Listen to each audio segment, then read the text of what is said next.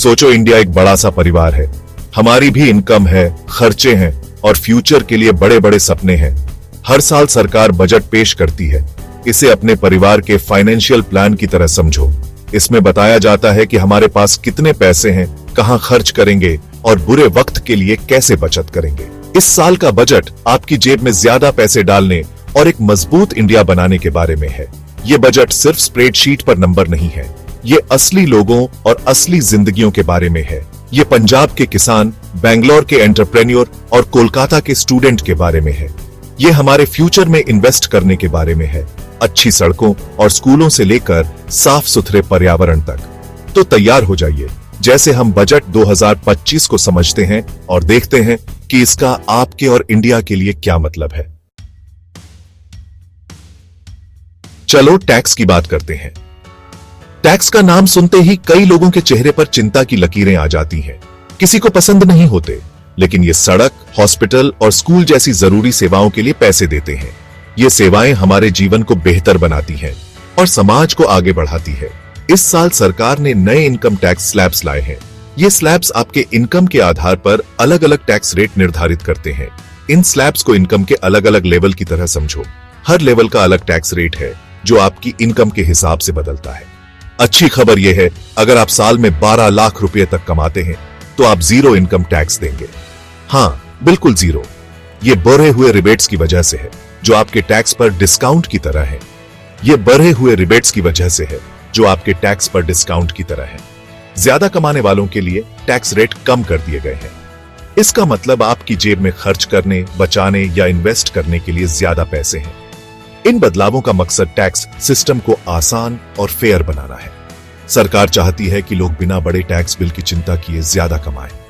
तो अपनी salary check करो, क्योंकि आपके पास खर्च करने के लिए कुछ एक्स्ट्रा कैश हो सकता है। ये नए टैक्स स्लैब्स आपके वित्तीय भविष्य को बेहतर बनाने के लिए हैं।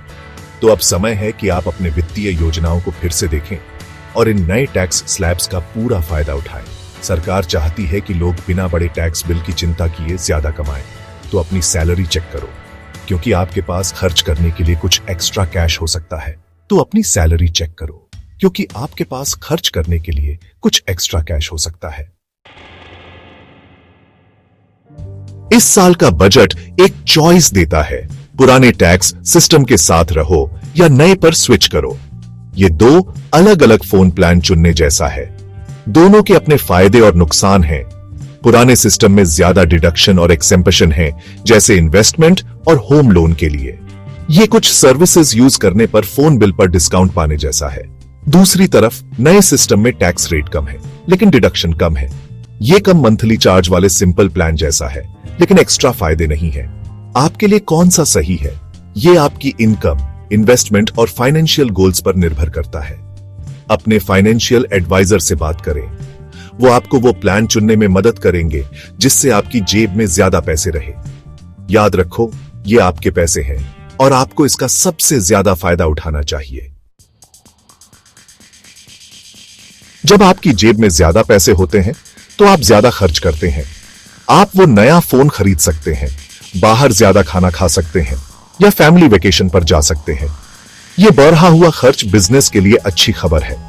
उन्हें ज्यादा कस्टमर मिलते हैं, ज्यादा प्रोडक्ट बेचते हैं और ज्यादा प्रॉफिट कमाते हैं। इससे वो ज्यादा लोगों को हायर कर पाते हैं और अपना बिजनेस बढ़ा पाते हैं। टैक्स कट से शुरू हुआ ये रिपल इफेक्ट इकोनॉमिक ग्रोथ को बढ़ावा देता है। जब लोग ज्यादा खर्च करते हैं, बिजनेस फलते फूलते हैं और पूरी अर्थव्यवस्था को फायदा होता है।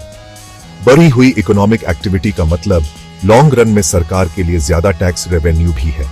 तो ये टैक्स कट सिर्फ आपके लिए अच्छे नहीं है, ये पूरे देश के लिए अच्छे हैं।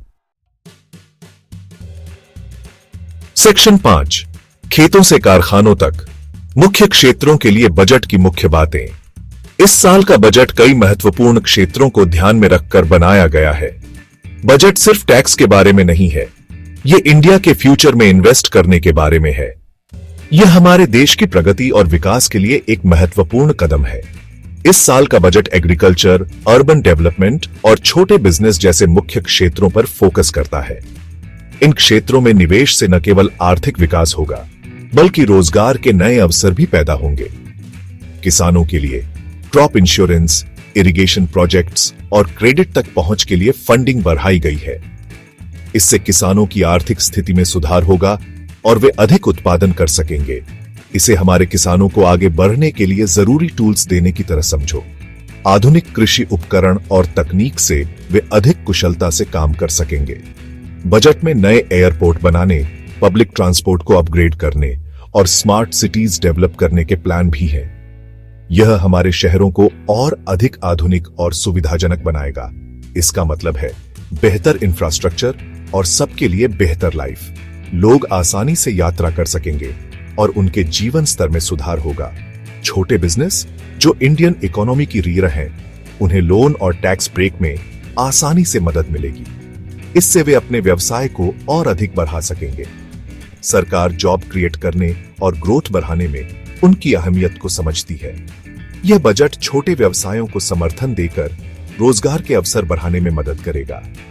एजुकेशन और हेल्थ केयर से लेकर रिन्यूएबल एनर्जी और डिफेंस तक बजट हर चीज को कवर करता है, जिससे हर भारतीय का फ्यूचर बेहतर बने। यह एक समग्र दृष्टिकोण है जो सभी क्षेत्रों में सुधार लाने का प्रयास करता है, जिससे हर भारतीय का फ्यूचर बेहतर बने। यह बजट हमारे देश के हर नागरिक के लिए एक उज्जवल भविष्य की नींव रखता है। सेक्शन 6 बजट का जन पर्दे के पीछे एक झलक। नेशनल बजट बनाना आसान नहीं है। यह एक बहुत बड़ा काम है जिसमें महीनों की प्लानिंग लगती है और हजारों लोग शामिल होते हैं। इसे एक बड़े पजल की तरह समझो जिसके टुकड़े अलग अलग सरकारी विभाग देते हैं। यह प्रोसेस महीनों पहले शुरू होता है, जिसमें हर मिनिस्ट्री अपनी फंडिंग रिक्वेस्ट सबमिट करती है। फिर फाइनेंस मिनिस्ट्री इन रिक्वेस्ट को एनालाइज करती है, बैलेंस करती है और बजट का ड्राफ्ट तैयार करती है। आखिर में फाइनेंस मिनिस्टर बजट को संसद और देश के सामने पेश करते हैं। इस साल का बजट पहले वाले बजट की तरह इंडिया के लिए सरकार के विजन को दर्शाता है। ये फाइनेंस को जिम्मेदारी से मैनेज करने और देश के फ्यूचर में इन्वेस्ट करने के बीच एक नाजुक बैलेंसिंग एक्ट है। इसका मकसद हर नागरिक के लिए एक बेहतर फ्यूचर बनाना और ग्लोबल स्टेज पर इंडिया की लगातार प्रगति सुनिश्चित करना है। सेक्शन 7 इंडिया का savings account, sovereign wealth fund को समझना। वो फैमिली वाला उदाहरण याद है? जब हम अपने परिवार के भविष्य के लिए बचत करते हैं तो हम एक सुरक्षित और स्थिर जीवन की योजना बनाते हैं। जैसे एक जिम्मेदार परिवार फ्यूचर के लिए सेविंग करता है, वैसे ही सरकार एक सॉवरेन वेल्थ फंड का प्रस्ताव रख रही है। यह फंड देश के आर्थिक भविष्य को सुरक्षित करने का एक महत्वपूर्ण कदम है। इसे इंडिया के लिए एक बड़े सेविंग्स अकाउंट की तरह समझो। यह फंड देश की संपत्ति को बढ़ाने और सुरक्षित करने का एक तरीका है। यह फंड कई तरह की एसेट्स में इन्वेस्ट करेगा, जैसे स्टॉक, बॉन्ड और अन्य वित्तीय साधन। यह निवेश देश की आर्थिक स्थिति को मजबूत करेगा और रियल एस्टेट देश में और विदेशों में भी। यह फंड विभिन्न क्षेत्रों में निवेश करके विविधता लाएगा। मकसद लॉन्ग टर्म रिटर्न जनरेट करना, जिसे अलग अलग कामों के लिए यूज किया जा सके, जैसे infrastructure development, social security programme और अन्य महत्वपूर्ण परियोजनाएं, और कर्ज चुकाने के लिए भी। यह फंड देश के वित्तीय बोझ को कम करने में मदद करेगा। नॉर्वे का ओनिल फंड दुनिया के सबसे बड़े फंड्स में से एक इस बात का बढ़िया उदाहरण है कि कैसे एक सॉवरेन वेल्थ फंड एक देश को फायदा पहुंचा सकता है। यह फंड नॉर्वे की आर्थिक स्थिरता का एक प्रमुख स्तंभ है। समझदारी से इन्वेस्ट करके इंडिया एक बड़ा फंड बना सकता है, जिससे आने वाली पीढ़ियों को फायदा होगा। यह फंड देश की आर्थिक सुरक्षा को सुनिश्चित करेगा। यह फंड सरकार के लॉन्ग टर्म विजन और इंडिया के फाइनेंशियल फ्यूचर को सुरक्षित करने की प्रतिबद्धता का प्रमाण है।